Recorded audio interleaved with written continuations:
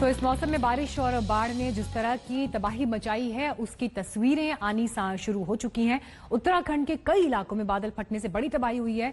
मुनस्यारी के इलाके में तो कई लोगों की मौत भी हुई है। ये खबर हम आपको आगे दिखाएंगे, लेकिन उससे पहले आप असम में आसमानी आफत का कहर देखिए।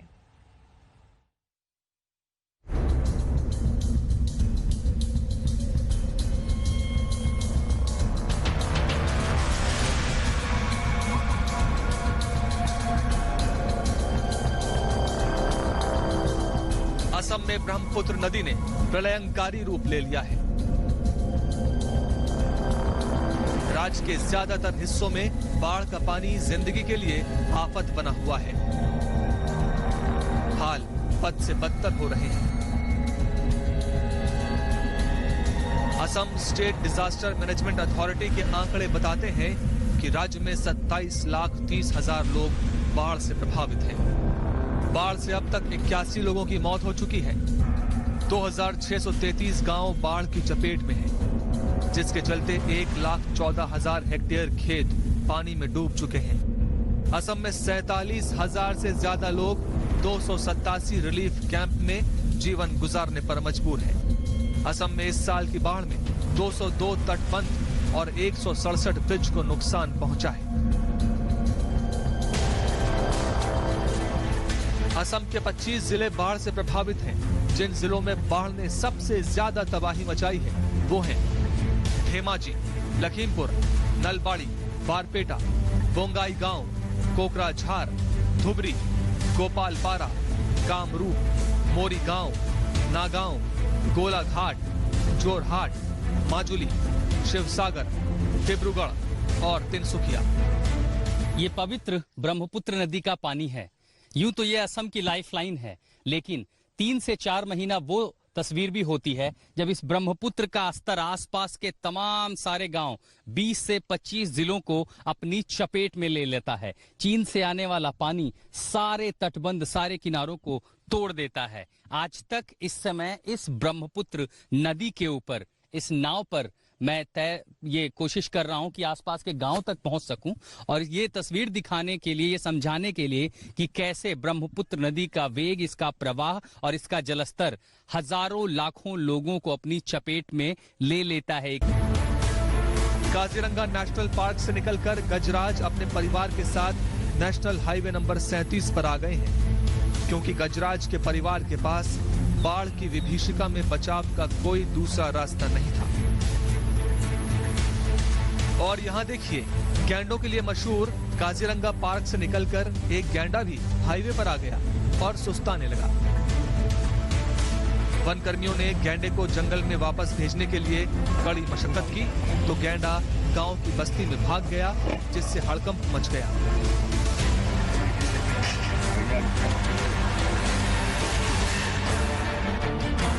दरअसल काजीरंगा पार्क में बाढ़ का पानी भर गया है। पार्क का करीब 90% हिस्सा डूब चुका है। यही वजह है कि पार्क के तमाम जानवर जान बचाने के लिए ऊंचे स्थानों का रुख कर रहे हैं। बाढ़ के पानी में डूबने से अब तक 10 गैंडों की मौत हो चुकी है। काजीरंगा पार्क में अब तक 108 जानवरों की मौत हो चुकी है, जबकि 136 को बचा लिया गया है। बचाए गए जानवरों में गैंडे के 2 बच्चे, 4 बाघ और 103 हॉग हिरन शामिल हैं। असम में बाढ़ ने लोगों के घर बार छीन लिए। जहां सड़कें होती थीं, वहां नाव चल रही है। ये तस्वीर धुबरी जिले की है। जरा इस बच्चे की इस छोटी सी नाव को देखिए। जी हाँ, ये नाव नहीं बल्कि थर्मोकोल का एक छोटा सा डिब्बा है, यानी बेहद खतरनाक जुगाड़ वाली नाव। धुबरी जिले में 100 से ज्यादा गांव जलमग्न हैं। लोग इसी तरह जान पर खेलकर राहत सामग्री लेने पहुंच रहे हैं। राहत सामग्री के लिए यहाँ के लोग यहाँ वहाँ भटक रहे हैं। असम के बंगाई गांव में बाढ़ ने तांडव मचा रखा है। 100 से ज्यादा गांव बाढ़ से प्रभावित हैं और 10 गांव तो पूरी तरह जलमग्न हो चुके हैं। हजारों लोगों का आशियाना उजड़ गया है। मोरी गांव में पिछले 10-12 दिनों से हजारों लोगों के घर पानी में डूबे पड़े हैं। बाढ़ पीड़ितों को अस्थायी शिविरों में रखा गया है। कामरूप जिले में बाढ़ ने तबाही मचा रखी है। लोग सरकारी स्कूलों और रास्तों पर पनाह लिए हुए हैं। असम में ब्रह्मपुत्र नदी ही है जो यहाँ के लिए जीवनदायिनी है, लेकिन हर साल बरसात में ब्रह्मपुत्र की लहरें प्रलयंकारी हो जाती हैं। हर साल ब्रह्मपुत्र नदी ऐसी ही तबाही मचाती है।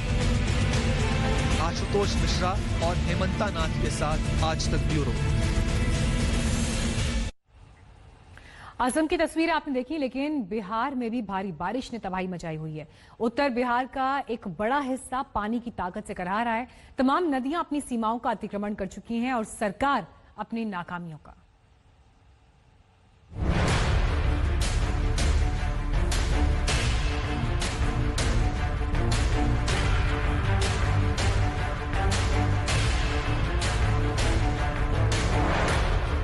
सैलाब में सिमटी त्रासदी का नाम बन गया है बिहार।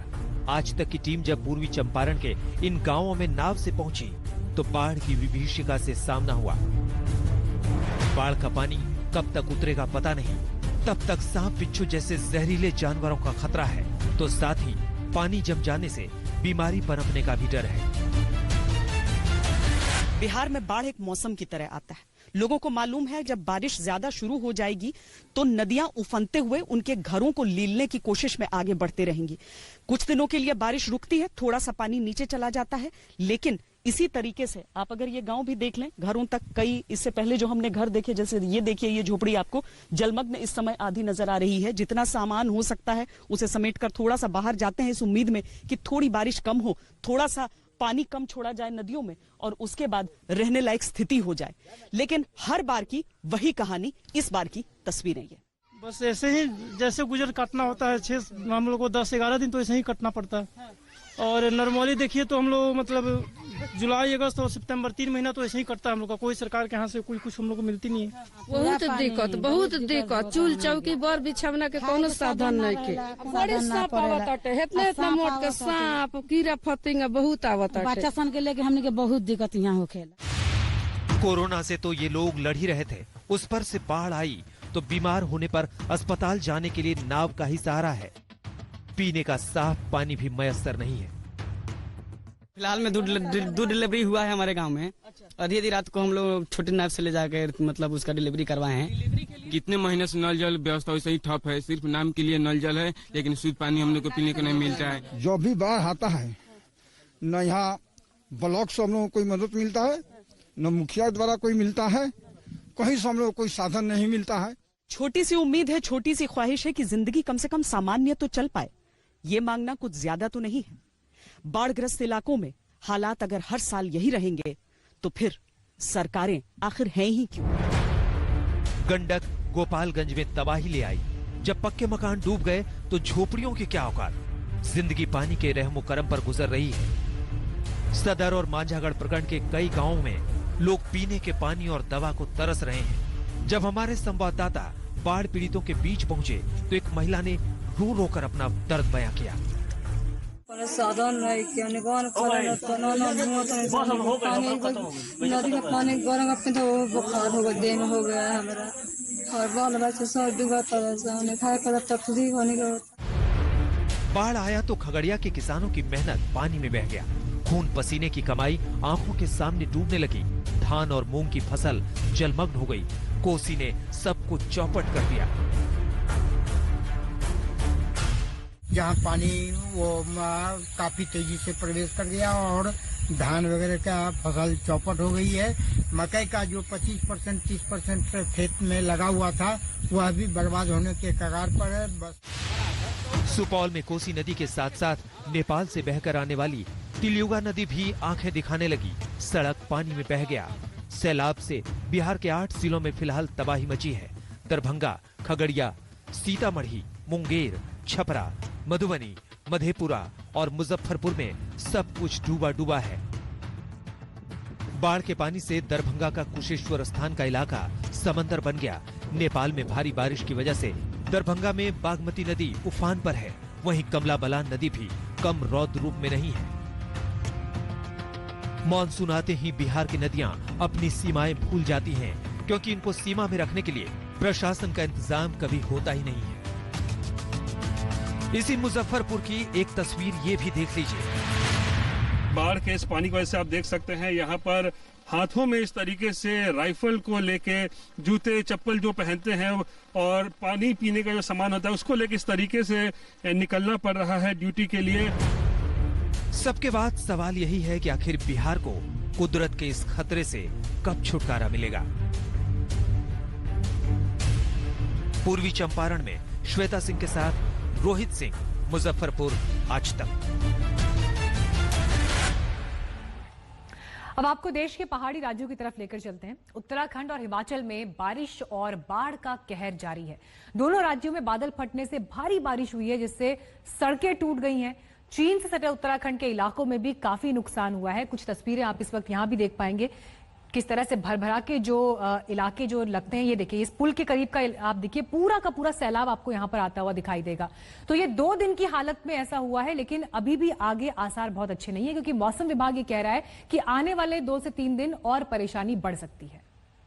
देहरादून से लेकर चीन की सरहद से लगते पिथौरागढ़ के इलाकों में भारी बारिश कहर बरपा रही है।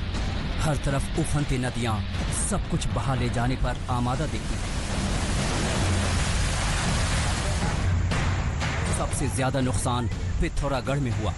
देखिए किस तरह पानी के तेज बहाव में ये सीमेंट से बना पुल ताश के पत्तों की तरह बिखर गया। तस्वीरें मुनस्यारी इलाके की हैं, जहां देखते ही देखते ये पुल पानी में समा गया। इसी जिले में एक दूसरे पुल को बारिश से भारी नुकसान पहुंचा। अब इस पुल का कुछ ही हिस्सा बचा है, लेकिन लगातार बारिश से इसको भी खतरा है। बाढ़ के पानी से सड़कों को भी भारी नुकसान पहुंचा। कई जगह पर सड़कें बाढ़ के पानी में बह गई। पिथौरागढ़ के ही मुनस्यारी इलाके में चीन बॉर्डर तक जाने वाली मुनस्यारी मिलम रोड को भारी नुकसान पहुंचा। दरकोट के पास रणनीतिक रूप से अहम ये सड़क टूट गई। 1 महीने पहले ही इस सड़क पर डामरीकरण हुआ था, पर अब कई जगह इसमें दरार आ गई। मिलम रोड टूटने से गांव वालों के साथ सेना को भी दिक्कत हो रही है।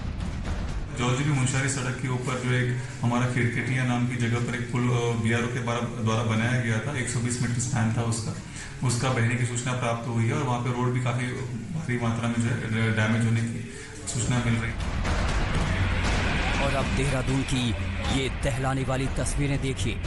बादल फटने के बाद पहाड़ों से मलबे का सैलाब निकला और इसने एक पुल को तिनके की तरह उड़ा दिया। सड़क भी पूरी तरह टूट गई।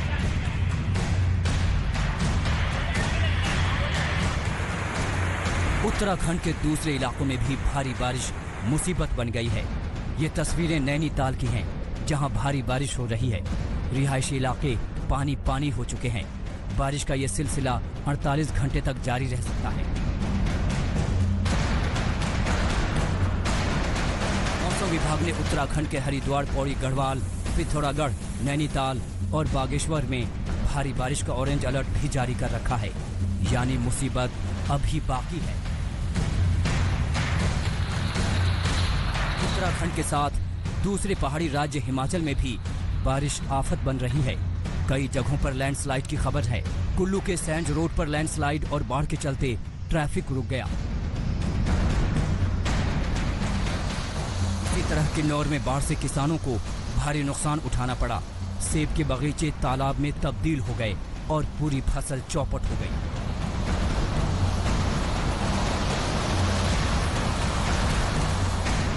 उत्तराखंड और हिमाचल के साथ पंजाब और हरियाणा में भी मंगलवार तक बारिश का सिलसिला जारी रहेगा।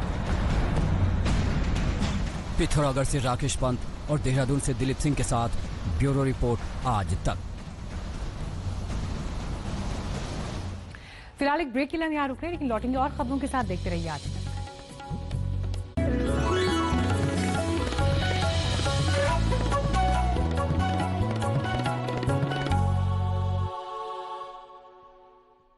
नमस्कार, मैं हूं अंजना ओम कश्यप। हमें उम्मीद है ये वीडियो आपको पसंद आया होगा। लेटेस्ट खबरों के लिए यूं ही देखते रहिए आज तक, और इस वीडियो के पसंद आने पर लाइक, शेयर एंड सब्सक्राइब करना ना भूलें।